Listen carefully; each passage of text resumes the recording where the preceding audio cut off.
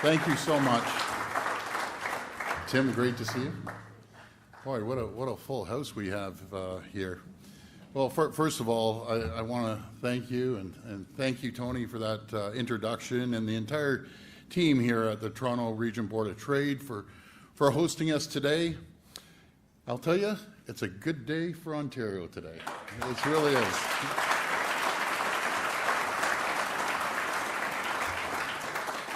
It's a good day for Ontario families. That's because our government is taking bold action to build more homes. And there's a tremendous amount of people, as you know, that need more homes. Homes that people can afford to live in. There's never been a more critical time to do so. Like other jurisdictions across Canada, Ontario is facing a housing crisis that's been decades in the making. The number of new homes being built simply hasn't kept pace with the population growth. And when we say the population growth, we're expecting, and I think these are conservative numbers, over 2 million more people coming to Ontario, and we need each and every one of them. We're short about 380,000 people to fill the existing jobs that we have right now. So today, across Ontario, people are desperate in need of housing and housing options. They're struggling to find housing that meets their needs. And not only meets their needs, but financially meets their needs. And I can speak about that with 4 girls, all looking for housing. I'm going to need a part-time job doing something, I'll tell you. The answer to the problem is clear. It's very simple. It's supply and demand. Ontario needs more housing. And there's never been a minister that has worked harder to make this reality, a minister that has worked day in and day out to put a plan together to help working families realize the dream of home ownership, than my great Minister of Housing, Minister Clark, has been an absolute champion.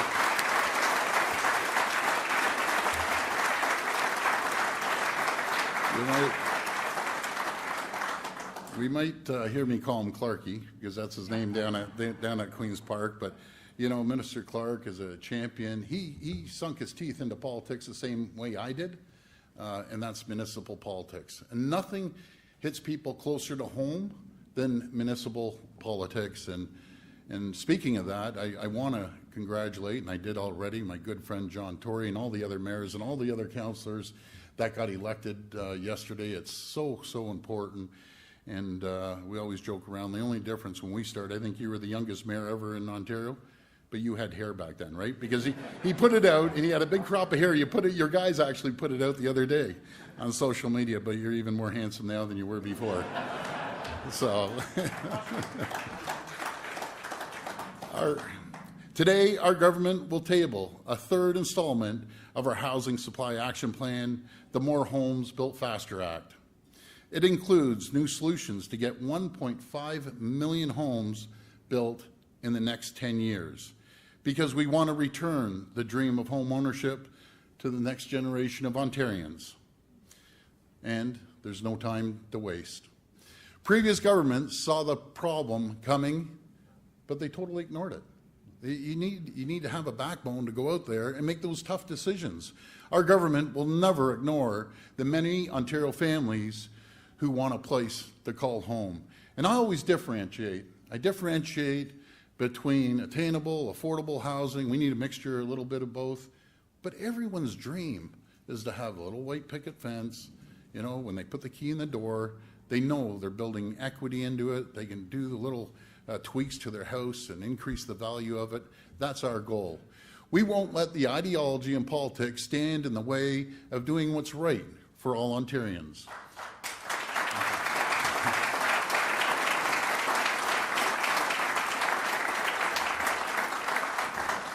Our plan will cut more of the red tape and slows progress. It will make it easier to build the right type of housing in the right places. And those are 2 key words, the right type of housing in the right places. Our plan freezes and reduces government charges to spur new home construction, including rentals and affordable housing. Our plan builds more density near transit stations, which we'll talk about in a little bit, the transit-oriented communities. If it creates a new attainable housing program that will leverage surplus government lands, use innovative building techniques like modular homes, and offer alternative ownership models like rent-to-own. To build homes that everyday, hard-working Ontarians can afford to buy. Most importantly, by building more homes, our plan will help bring the cost of ownership down for people right across our great province. And we're doing more to protect new home buyers. I'm sure you've heard these stories about the developer goes out there and, you know, young people or middle-aged people, whatever, they go to their parents, they go to friends, whatever they do, they save every single penny to put a down payment on before the house gets built. And guess what? These developers, which I know a lot of them, and there's very few of these people, very few, they pull the carpet out from underneath these poor people. And then they leave them stranded. And then they say, well, by the way, the price has gone up, $300,000-$400,000. That is unacceptable.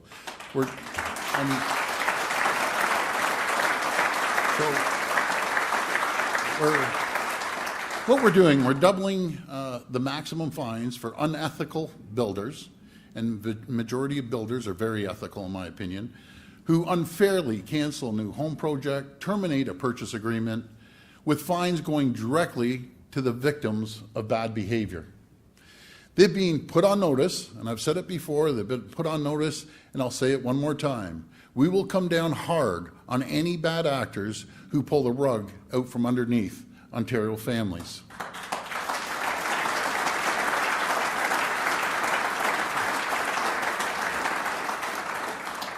Now, before I hand it over to my great Minister Clark, I should say, oh, Clarky, here I go. I just want to assure all Ontarians, we will never, ever waver, ever, our work building housing for this province and the province that needs the housing. We're making good progress, and we won't be distracted from delivering on the promises that we were elected on. We will get it done. Now, hand it over to the greatest Minister of Municipal Affairs and Housing that I've ever seen in 35 years, Minister Steve Clark.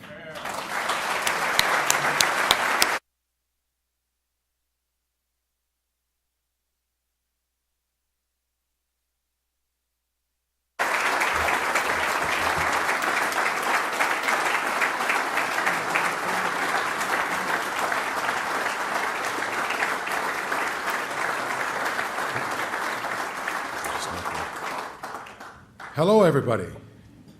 Premier Ford, I just want to take this opportunity to not just thank you for the kind introduction, but really thank you for your leadership. Your leadership to tackle Ontario's housing supply crisis is bar none. And I believe, just like you provided me accolades on my job as Minister of Municipal Affairs, I'm partial. I think you're the best Premier Ontario's ever seen.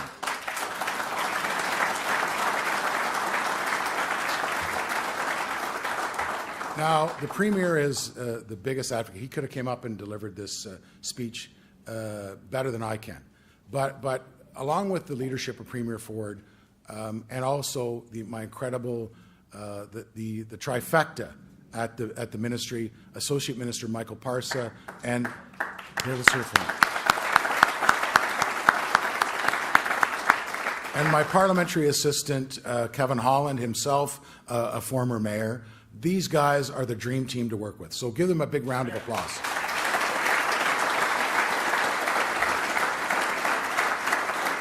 As well, I want to thank Minister Mulrooney for being here today. It's great to see you. You're a great partner. Minister Bethan Falvey, we had a great announcement yesterday that I'll talk about in a few minutes. And the piece that the Premier talked about, Minister Khalid Rashid and I delivered last week in Windsor. So great to have so many of my colleagues in the legislature with me today. I also want to congratulate on your re-election, Mayor Burton in Oakville. Congratulations. I want to thank Mayor Provanovich in Kitchener. Wow, huge numbers yesterday. And also Councillor Bradford. Brad Bradford, congratulations on your re-election. And I also want to take this opportunity to acknowledge a tremendous partner that I've had in the ministry, Deputy Mayor Anna Bailao. We've had tremendous cooperation. I just want to acknowledge her great work as well.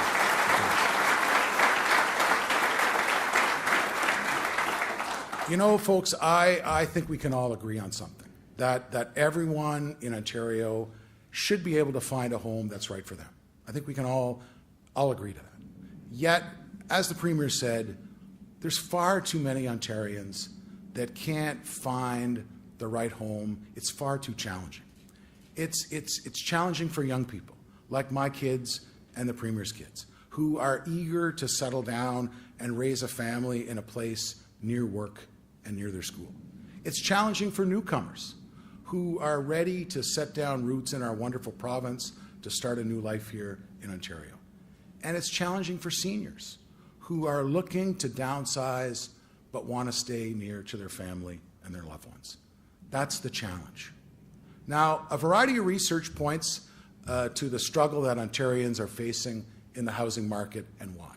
Experts, such as my Housing Affordability Task Force, CMHC, the Smart Prosperity Institute, they all tell us that Ontario has a structural undersupply of housing.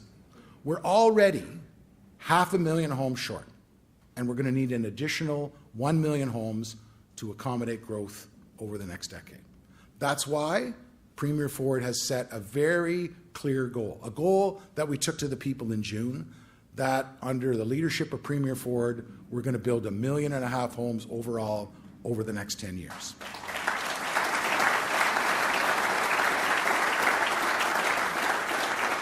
That is why we have to act, and we have to act now. And if we don't, that shortage and the cost of finding a home in Ontario is only going to grow. So let's ask the question, where are the costs in the system coming from? The C.D. Howe Institute found that if development and zoning costs in Toronto were cut in half, the price of a single detached home would be $75,000 less. In York Region, that number is closer to $80,000. Meanwhile, Richard, the Building Industry and Land Development Association, and all my colleagues here, whether it be Build or Rescon, where's David Wilkes, my evil twin here? So, the same. We're going to put him out on the road too. So Build earlier this year talked about the permit approval delays that are part of the costs of the skyrocketing price. So here's what Build said. They found that a typical delay in a typical high-rise density development every month costs between $2,600 and $3,300 in additional construction costs per unit in those buildings. These housing costs have a serious effect on Ontarians. They're pricing Ontarians right out of the market. So I'm going to quote the Toronto Region Board of Trade report. The report you put out last year found that high housing costs could cost the GTA's economy anywhere between $29 and $38 billion over the next 5 years. Those are truly staggering costs that are going to drive extra costs, employee turnover, productivity losses, and then out migration. And as Ontario's economy continues to recover from the pandemic, those costs are frankly something that we cannot afford. So in short, the lack of attainable housing is a serious problem, and Ontarians are counting on us to get the job done and fix it. So from the beginning, and Premier Ford alluded to it, we made a priority to put housing and home ownership, putting it in reach of more Ontarians.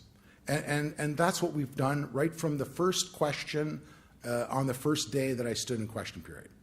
And that's also why we've introduced dozens of new policies over the last 4 years to get housing built faster. We introduced 2 plans, More Homes, More Choice, our Housing Supply Action Plan in 2019, and then we followed it up earlier this year with More Homes for Everyone.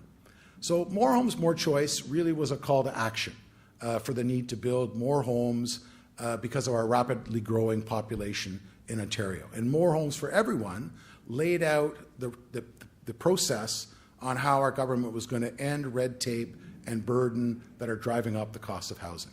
This year, this was an announcement the Premier made in January, we allocated $45 million under a new streamlined development approval fund. The funds have helped the 39 largest municipalities in our province help modernize and accelerate housing approvals. And they've been used in great effect in cities. Where's Mayor Barry? Kitchener, tremendous work that you've done with that streamlining development fund. Congratulations on the work. Very well done. So most recently in September, our government passed the Strong Mayors Building Homes Act. So this new piece of legislation and the proposed regulations that I'm working on empower municipal leaders to work more efficiently with the province. We have to reduce timelines for development. We have to standardize processes. We have to address the local barriers that are barriers to us increasing housing supply in Ontario. I was grateful. I want to thank the Board of Trade for their support of these critical measures. They meant the world to us as a government. The actions that we are taking, and the actions that we have taken so far have been working. You know, it's been mentioned already that the best year since 1987 was last year in 2021, where we had over 100,000 housing starts. So, you know, we've shown that those policies are working. It also showed that 100,000 starts was far ahead of the average, and the average over 30 years is about 67,500 starts in a year. As many of you know, Tony, we had more than 13,000 rental starts last year, the most rental starts we've seen since 1991. Premier still had here in 1991 as well. But you know what? We know that's not enough, right? You guys can do the math, right? 100,000 starts over 10 years isn't going to get us to 1.5 million. We're going to have 500,000 homes that we're going to be short, plus the growth that we expect to experience in Ontario over the next decade. So, you know, the external economic factors are also going to have an impact on development, right? Record inflation, global economic uncertainty are causing many, you know, would-be buyers or builders, both, to hold off their investments in our province. And obviously, external situations like increasing interest rates are going to take their toll, right? Tomorrow, the Bank of Canada is going to decide on its next steps, and all signs point to another increase. So our government doesn't control those external economic factors, but we know that they impact on housing supply in the province. But there are things we can do, that we can do as a province to increase housing supply. And that's really why the Premier and I and all my colleagues are here today. So later today, I'll be in the legislature and I'll be introducing our More Homes Built Faster plan in the legislature. The policies would, if they're passed, represent the boldest, most transformational changes we've made to date.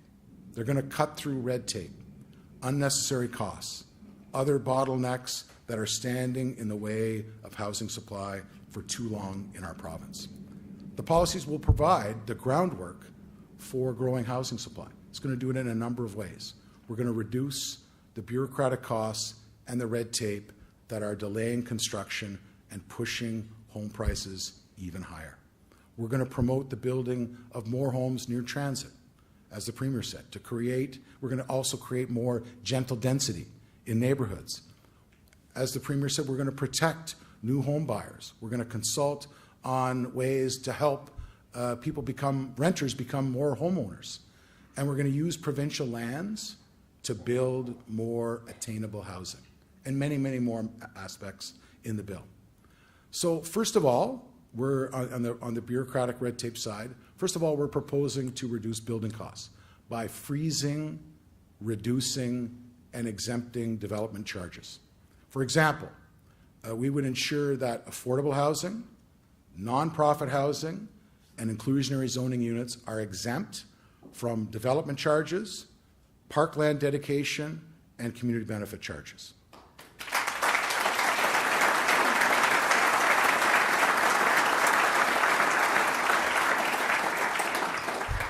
While some attainable housing units would also be exempt to all of those three municipal charges. But to address the supply of rental housing, we're proposing to reduce development charges with deeper discounts of up to 25% for family-sized units, something that I believe we really need to look at. Furthermore, our plan would limit increases on development charges and related interest cost. Parkland rates would be frozen at the site plan or zoning application stage, and the amount of parkland that governments can collect for high-density developments will be capped.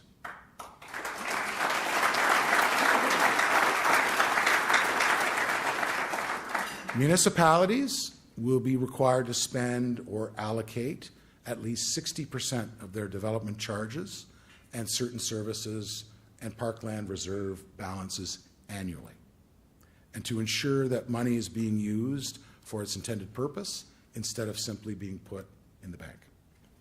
So with lower fees across the board, the savings would be passed on to home buyers and renters and provide the real relief for Ontarians that they need to find the right home that meets their needs and their budget.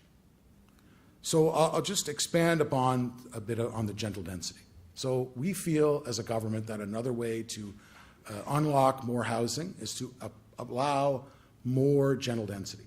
You know, one of the ways that we propose to do this is by expanding what's allowed to be built without further planning applications. Our plan would permit up to 3 additional residential units on most pieces of urban land, right? Including up to 3 in the main dwelling or 2 in the main dwelling and then 1 in an associated building, right? These would be as of right. That's to say they're not going to need a bylaw amendment. They're not going to need any additional permits. This is going to create a broader mix of rental housing that could help homeowners pay their mortgages. It could help with a family having a loved one live with them. But there's more. We're also going to be putting some protections in for new home buyers. The Premier talked about what Minister Rashid and I announced last week. We need to add those additional consumer protections for new home buyers. The doubling of those maximum fines for those builders and vendors who try to make money on the backs of new homeowners by unfairly canceling those contracts. We have to come down hard on them. We have to allow the Home Construction Regulatory Authority to be able to use those fines to compensate those homeowners who have been treated unethically. I think it's something that certainly we've talked about, and the Minister and he's had a tremendous response to date. So sitting beside Minister Rashid's Minister Bethlenfalvy. Yesterday, Minister Bethlenfalvy, our Finance Minister, announced that the government is further increasing the non-resident speculation tax from 20 to 25%. So this came into effect midnight last night.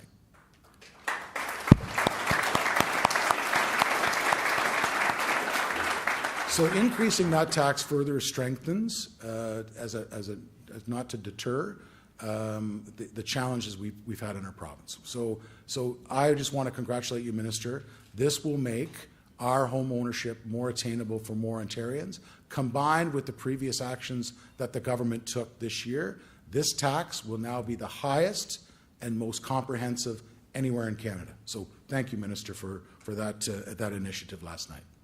So those are some of the ways that our government in our More Homes Built Faster plan will help unlock, streamline, remove barriers, deal with those baseline costs to help protect home buyers in the future. We need to stop doing things that aren't working. We need to start doing things that get shovels in the ground faster. That's what we're doing. That's the plan. Thank you so much.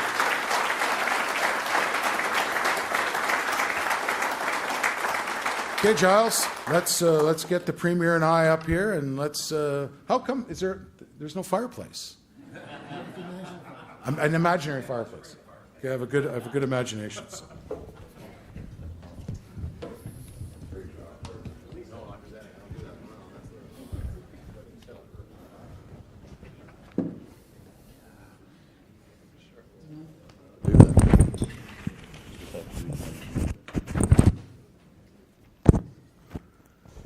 Well, thank you. That was a great, I think, introduction to the new bill. massive package.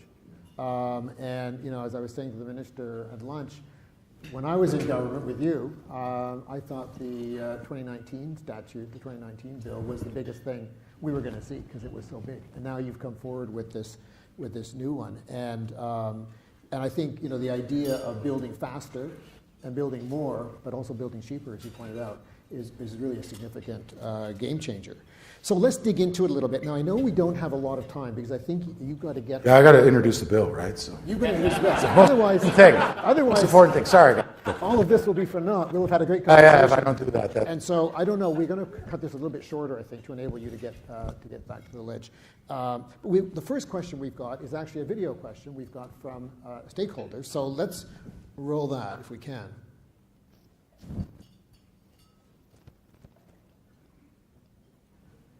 They're shy, wherever they are. Hello, my name is Michael, and I was born and raised in Toronto. I've been looking to buy a home for a while now, and I'm hoping to within the next few years. My question is for Premier Ford. What has the government already done to help lower home costs in Ontario? Well, that's a good question, but before I start, I just want to acknowledge, you know, you're so blessed to have him here.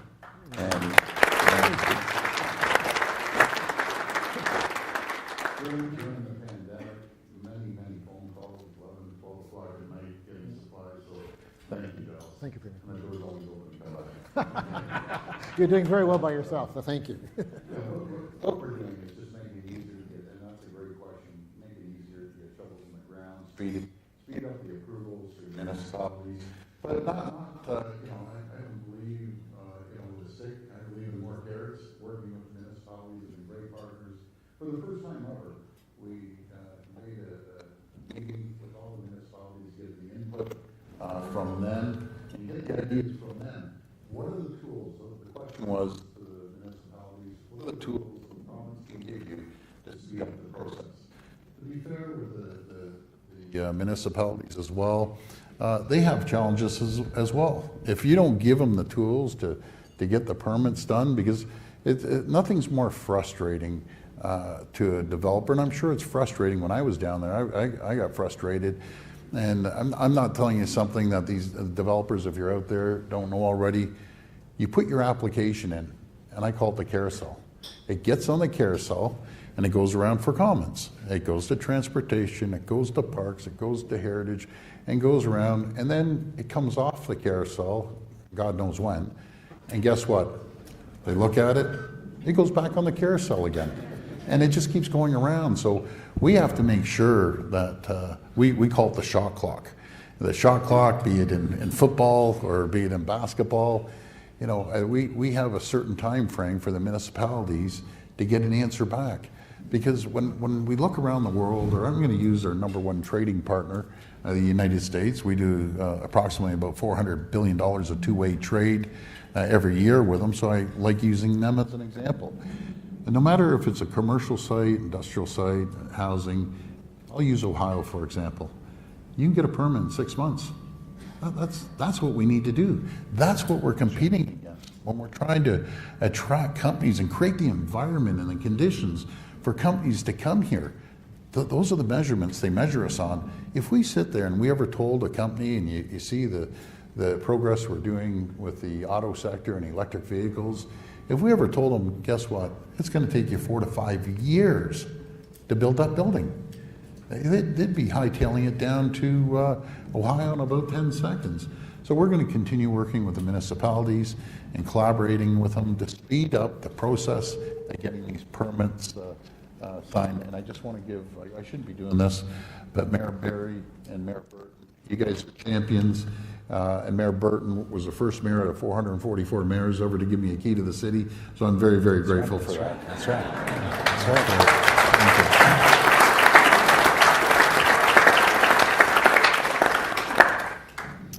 Thank you, Premier. Minister Clark, we know the provincial government alone, and you've alluded to this, can't fix our housing supply challenge, but clearly has a pivotal role to play.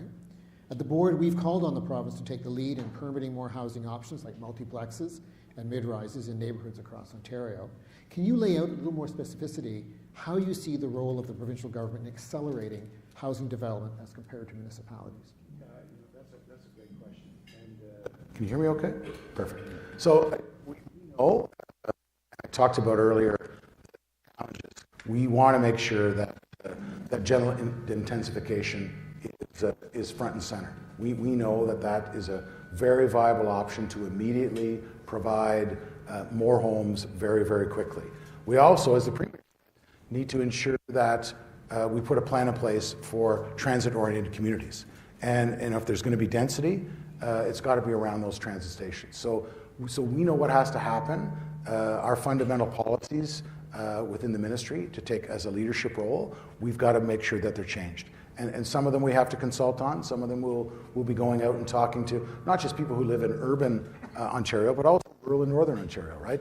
Minister Parsa and P.A. Holland and I, we've done a lot of roundtables, and we've heard that you've got to be able to have policies that reflect all of Ontario, not just around urban Ontario. So intensification will take everywhere in Ontario. We want to make sure that those other pieces have robust consultation. And every mayor, listen, all these MPPs, when we travel to other communities, every mayor's got a provincial piece of property that they want to get developed for attainable housing. Every single one. So we've got to make sure, under the leadership of Premier Ford, that we get it done and that we work with all levels of government, including the federal government, who I feel have a great role to play to date. We are very encouraged by some of the conversations that we've had with them on their accelerator fund. It's a $4 billion fund, and we're going to be hopeful and optimistic that there'll be a partnership there to help us get shovels in the ground and get these new homes built faster. So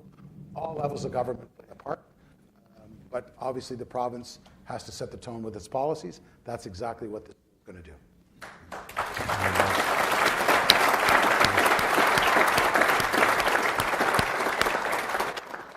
Premier, as you observed in your remarks, municipal elections were held across the province yesterday, and a new slate of councils and mayors are preparing to take office. We even have, as you pointed out, a number in the room.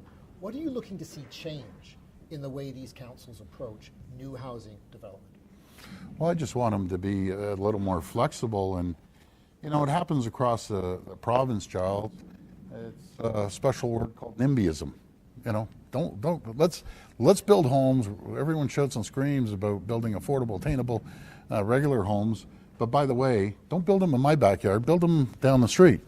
And we just have to work with the municipalities. I'm a strong believer in strong mayor powers. And I'll tell you, I put that forward down at City Hall when I was there, and my brother Rob voted against me for the first time. So what can I say? But I think he's being a little politically correct. But in saying that, I'll give you an example. Mayor Tory ended up with 350,000 votes. He has the same power as a ward councillor that got 3,500 votes. The system's broken. I just believe in you elect a mayor. We live in a democracy, or a premier or prime minister. Guess what? You can fire them in 4 years. Let them do a job. But being a mayor of a large city is challenging. Not just to mention a large city, but even a smaller city. They need to have the flexibility and the vote to make the changes, because when all heck breaks loose anywhere, no matter what it is, no matter what level it is, you have the mayor in front of that microphone answering the question. Not the local ward councillor. You have the premier answering the question, and you have the prime minister asking the question, answering the questions. He's actually answering a lot of questions lately. So, but anyways, no partisan stuff. Let's move to the next video question, because I think you'll find it interesting.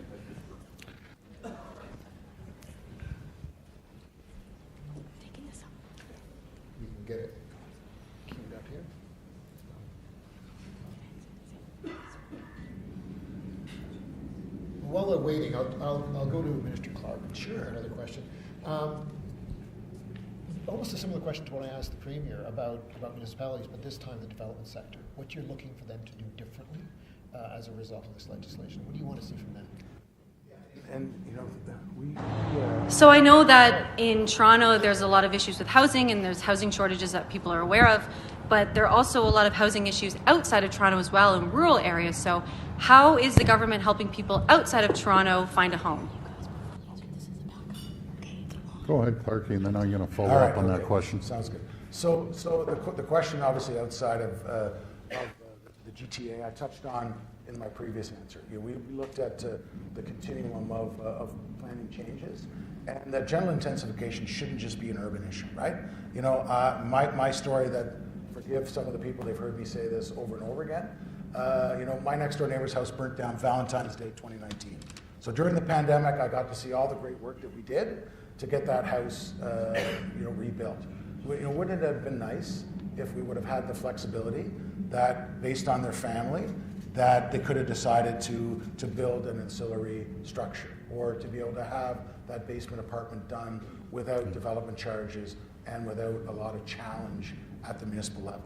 So that's the type of changes that we're looking at. And as well, we want to make sure that the provincial policy statement and the Planning Act and all of the other plans that we put together that really layer on top of each other, like the growth plan for the Greater Golden Horseshoe. We want to talk about how we can remove some of that duplication. That's what's going to get shovels in the ground faster, no matter whether you have a riding like mine in Leeds, Grenville, Thousand Islands, and Rideau Lakes out in the country, or whether you have an urban riding like the Premier has in Etobicoke. So that's probably the biggest thing that people will see differently in terms of our approach right across the province. And when we traveled from area to area, east to west and north to south, right across the province through the election, and had an opportunity to speak to a lot of rural folks, and it's challenging for their kids like it is for our kids. And the biggest frustration was they own 50 acres, and not even farming acres, just 50 acres, and they couldn't build a couple of units or split that 50 acres for their kids. It just doesn't make sense. And even a couple of weeks ago, we were at a potato farm, and the migrant workers, the town would not allow them to build a unit to house the migrant workers on their property. So how do you get production out if you aren't allowed to house people? So these are small little steps that will make a massive, massive difference. As you were saying, Minister, the exclusionary zoning as well, allowing an in-law suite, allowing to put a little suite inside, not to change the facade of the outside, keep everything looking the same, but an in-law suite. Look at Tim, you look worried about having the mother-in-law to sit in the in-law suite, aren't you? I can see your look, but no. Anyways, no, just having that extra suite, or maybe a senior wants to stay in their house but may not be able to afford it and want to rent it out to someone. That's what we need to do. Thank you, Premier. So I think, I know you have to run, but let me just ask that last question. Perhaps both of you could respond. What you expect the development community to do differently, what you're looking for from them as well. And I think the Premier and I both are of the same mind of this. Everybody needs to do their own share, right? We need to have not just all three levels of government working together. We need to have nonprofits. We need to have the development community. We need to be all working together. This is a big transformational change that we need everyone in the housing space to work together. And the fact is, be very honest with people. We need housing of all types. We need more detached, semi-detached, triplexes, purpose-built rental, family-sized condos. We need everything. And if we don't get cooperation throughout the continuum of housing, we're going to be in big trouble. So the development community needs to do their fair share as well. And I think that goes for all three levels of government, the municipal, provincial, and federal. We can't do it alone. We need the partnership and the sector as well. The federal government's putting out $4 billion. We're roughly 40%. That's about $1.6 billion to look at attainable and affordable housing as well. But we also need partnership with the municipalities, and we will give them every single tool that they need. They know, they have my number, they have Minister Clark's number, but I did bring a little list with me. So what we did is just per capita broke it down as a partner, what you need to do to fill the 1.5 million homes. So I'm just going to give you the top 4 or 5. So my good friend John Tory knows 285,000 homes, which should not be hard over a 10-year period. You see more cranes going up in the city than any jurisdiction in North America right now. Ottawa, had a good conversation with the new mayor. What a great mayor he's going to be as well. 150,000 homes. The great state of Mississauga, as Hazel says, 120,000 homes, and Brampton, 113,000 homes, and they have a whole list, but it's really broken down per capita. We will do everything we can to work on that. But if I can just finish by saying, with homes, we need to make sure that we have the infrastructure. The infrastructure, the highways, the bridges, the roads, the schools, the hospitals. I see my great Minister of Transportation, Caroline, you just knock it out of the park, and I know the rest of our team, and Peter and Michael and Kevin, and sorry if I miss anyone. You know, folks, our family's been in politics for 35 years, and I have never seen a more qualified team and a diverse team, not even culturally diverse, but skilled diverse than we have today.